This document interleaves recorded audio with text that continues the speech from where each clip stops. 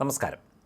8 വർഷങ്ങൾക്ക് ശേഷം കാലിക്കറ്റ് സർവകലാശാല യൂണിയൻ പിടിച്ചെടുത്ത UDSF ഭരണസമിതിയുടെ പ്രവർത്തനങ്ങൾ SFIയും സർവകലാശാലയിലെ ഇടത് യൂണിയനുകളും ഡീനും രജിസ്ട്രാറും ചേർന്ന് ഗൂഢാലോചന നടത്തി തടയുന്നതായി യൂണിയൻ ഭാരവാഹികൾ പറഞ്ഞു. അട്ടിമറി വിജയത്തിലൂടെ യൂണിയൻ പിടിച്ചെടുത്തതിലുള്ള ശത്രുതയാണ് ഇതിന് പിന്നിലെന്നും തങ്ങളെ പ്രവർത്തിക്കാൻ അനുവദിക്കാതെ ആരോപണങ്ങൾ ഉന്നയിക്കുകയാണ് ഇവരുടെ ലക്ഷ്യമെന്നും UDSF യൂണിയൻ ഭാരവാഹികൾ കുറ്റപ്പെടുത്തുന്നു.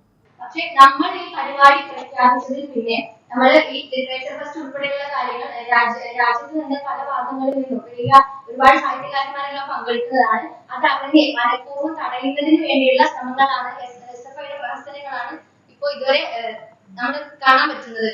അതുപോലെ തന്നെ ഇതിൽ പറയുന്ന ഒരു വാദം എന്ന് വെച്ചാൽ സെപ്റ്റംബർ 30 മുന്നേ FIGB കലണ്ടർ പ്രകാരം സംസ്ഥാന സർക്കാരുടെയും എല്ലാ കലണ്ടർ പ്രകാരം ഇലക്ഷൻ നടത്തണമെന്നാണ് ഈ നിലവിലെ ഡീന്.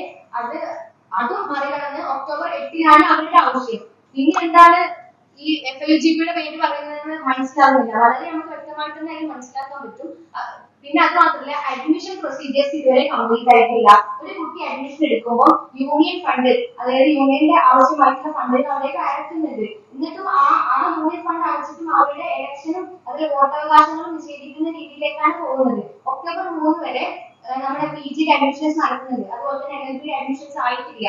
നമ്മുടെ യൂണിവേഴ്സിറ്റിയിലുള്ള ടെക്നോളജി വിഭാഗത്തിൽ അഡ്മിഷൻ ആയിട്ടില്ല. ഈ കുട്ടികളുടെ കയ്യിൽ നിന്നൊക്കെ യൂണിവേഴ്സിറ്റിയുടെ അല്ലെങ്കിൽ നമ്മുടെ യൂണിയന്റെ ആവശ്യങ്ങൾക്കെല്ലാം ഫണ്ട് തിരിച്ചിട്ടും അവർക്ക് വോട്ടവകാശം നിഷേധിക്കുന്ന രീതിയിലേക്കുള്ള ഒരു മൂവാണ് ഇപ്പൊ നടത്തുന്നത്. നമ്മുടെ ഏറ്റവും വലിയ ബുദ്ധിമുട്ട് എന്താന്ന് വെച്ചാല്, ഒരിക്കലും നമ്മളെ ഒരു വിദ്യാർത്ഥി സംഘടന മാത്രമായിട്ട് അവർ കാണുന്നത്.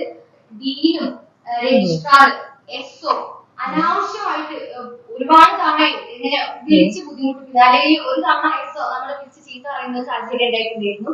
അതുപോലെ അതിലൊക്കെ നമ്മുടെ ഉന്നത വിദ്യാഭ്യാസ വകുപ്പിന് വരെ ഉള്ള ഇടപെടലുകളാണ് ഇന്ന് നടന്നുകൊണ്ടിരിക്കുന്നത്.